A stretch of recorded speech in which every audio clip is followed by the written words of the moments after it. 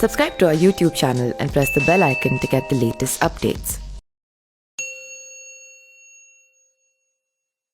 नमस्कार, मैं पिंटू सिंह यादव आप सभी का स्वागत करते हैं न्यूज़ लाइव में। दोस्तों, उत्तर प्रदेश के आजमगढ़ के लोकसभा का हो रहे उपचुनाव को लेकर काफ़ी ज़्यादा चर्चा हो रही है। दरअसल बात करें तो आपको पता होगा कि अखिलेश यादव के इस्तीफे के बाद खाली हुई इस सीट पर समाजवादी पार्टी की ओर से अखिलेश यादव के चचेरे भाई धर्मेंद्र यादव चुनाव लड़ रहे हैं। तो वहीं भारतीय जनता पार्टी ने एक बार फिर से दिनेश लाल यादव उर्फ निरहुआ पर भरोसा जताया है। तो वहीं बहुजन समाज पार्टी यानी कि मायावती ने जो गुड्डू हैं, गुड्डू जमाली उनका नाम है, उनको मैदान में उतारा है और इसको लेकर लगातार चर्चा हो रही है। तो इस कड़ी में समाजवादी पार्टी के विधायक असीम आजमी का एक बड़ा बयान आ गया। दरअसल बात करें तो महाराष्ट्र के समाजवादी पार्टी के प्रदेश अध्यक्ष अबू असीम आजमी ने आजमगढ़ लोकसभा सीट से चुनाव लड़ रहे बसपा और बीजेपी के उम्मीदवारों पर निशाना साधा है। समाजवादी पार्टी धर्मेंद्र यादव के लिए जन समर्थन जुटाने आजमगढ़ पहुंचे अबू ने बहुजन समाज पार्टी के प्रत्याशी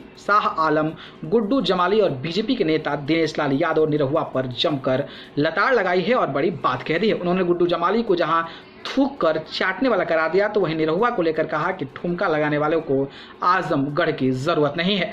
अबू आजमी ने गुड्डू जमाली पर तंज मारते हुए कहा कि उन्होंने थूक कर चाटने का काम किया है। जिस बीएसपी सुप्रीमो मायावती के खिलाफ गंभीर आरोप लगाकर वह पार्टी से बाहर हुए थे, आज उसी बीएसपी के गोद में बैठकर चुनाव लड़ रहे हैं। अबू आजमी ने कहा कि विधानसभा चुनाव में बीएसपी छोड़ने के बाद जमाली सपा में शामिल होना चाहते थे, लेकिन उन्होंने आजमगढ़ के जिला अध्यक्ष को विश्वास में नहीं लिया, इसलिए वो पार्टी ज्वाइन नहीं कर पाए। आज भी मौका है वो पार्टी से माफी मांग ले।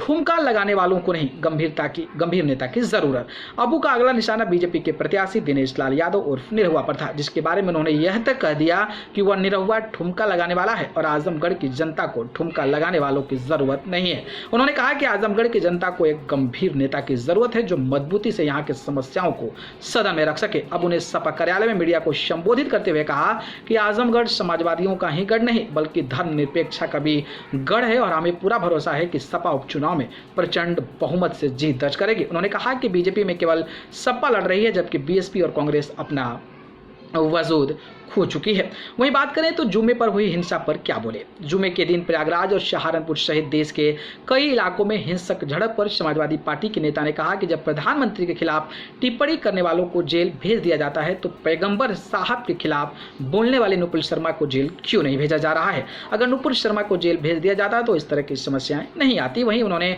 भगवान शिव के खिलाफ बयान देने वाले समाजवादी पार्टी के एमएलसी लाल बिहारी यादव पर भी कार्रवाई किए जाने की वकालत की। उन्होंने कहा कि देश में ऐसा कानून बनाया जाए जिसके अंतर्गत धार्मिक भावनाओं को ठेस पहुंचाने वालों, महापुरुषों को अपमानित करने वालों को जेल भेजने के बाद 5 साल तक जमानत न मिले।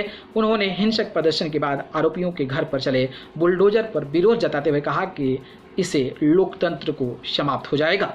न्यूज रूम से देखिए न्यूज लाइव की रिपोर्ट। धन्यवाद।